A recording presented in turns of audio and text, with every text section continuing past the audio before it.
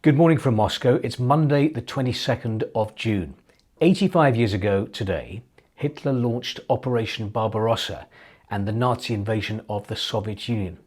Several of today's Russian papers mark the start of what is known here as the Great Patriotic War, and some try to link what happened then to what is happening now in Ukraine and to portray Europe and the West as once again a threat to Russia. As it remembers the Nazi invasion, Izvestia claims Europe is preparing for a new war with Russia. Russia can see the military preparations of NATO and the EU, which increasingly resemble the German Barbarossa plan, Russia's Deputy Foreign Minister Alexander Grushko told Izvestia.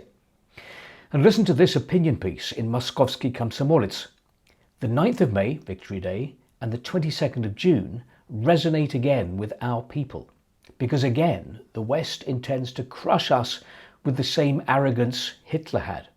Just a reminder at this point that in 2014, it was Russia that annexed Crimea from Ukraine and intervened militarily in the Donbass. And in 2022, it was Russia that launched a mass invasion of Ukraine. But for some time now, we've seen the Russian authorities pointing the finger of blame at the West, portraying Western nations and Ukraine as the aggressors and Russia simply as the innocent victim. Here's another article in Moskovsky Komsomolets with the same idea. By attacking our country 85 years ago, Hitler hoped first and foremost to break the USSR psychologically, to quickly make our country believe in the pointlessness of resistance. The same calculation can be seen in the current actions of the Zelensky regime. They are trying to break the moral backbone of Russian society. Which brings us onto the subject of Ukrainian drone attacks on Crimea and on many parts of Russia. Clearly, this is of major concern to Moscow. As Nezavisime Gazeta reminds us, last Thursday, several drones attacked the Moscow oil refinery. Kommersant reports strike on the peninsula, Crimea attacked by drones. Strikes were carried out on, among other things, the ferry at the Kerch crossing, the oil terminal, and several other energy infrastructure facilities. Authorities said 4 people were killed and 28 others injured. Back to Nezavisime Gazeta, which tells us that in Crimea the sale of fuel to the public, as well as its release by ration coupons, has been suspended. Fuel will be released only to state services that ensure the vital functions and security of the Republic. What's more, now there are problems with electricity in Crimea. The key message in the Russian papers continues to be, yes, there are problems, we admit that, but Russians shouldn't panic. This is how that sounds in Moskovsky Komsomolets today, which says that the Ukrainian drone strikes aim to create a sense of crisis amongst Russians and a feeling of learned helplessness. Learned helplessness is an acceptance of defeat, but there are no grounds for such a defeat. The recent strikes by Kiev haven't changed the geopolitical reality. Russia is still one of the 2 main nuclear powers. Russia is still stronger than Ukraine in all ways. Zelensky is trying to redress the balance by using asymmetrical warfare against Moscow.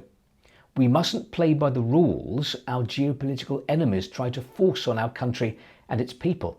The rules should be ours.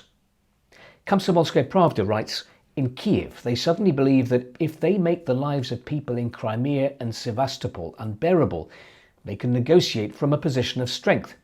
But no one is going to talk with terrorists and blackmailers. Derailing the holiday season in Crimea doesn't mean they derail our offensive, which is continuing, perhaps not at a sprint, but incrementally and irreversibly. And for that, we will always have enough fuel. Kommersant reports that light aviation has proposed state regulation of the price of aviation fuel. Kommersant has learned that the Association of Antonov II operators has proposed state regulation of prices for jet fuel and aviation gasoline to combat rising prices due to the forecast shortage of fuel. Other market participants say that their petrol reserves will last another month. Light aircraft have already begun flight tests using lower quality car petrol. Experts believe that the idea of regulating prices is only likely to result in a shortage of fuel.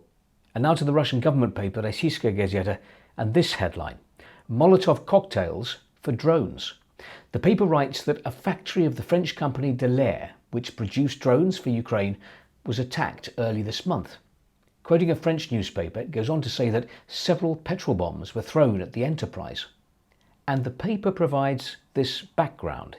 Russia's defense ministry had published the addresses of European companies that manufacture components for Ukrainian drones and the branches of Ukrainian companies.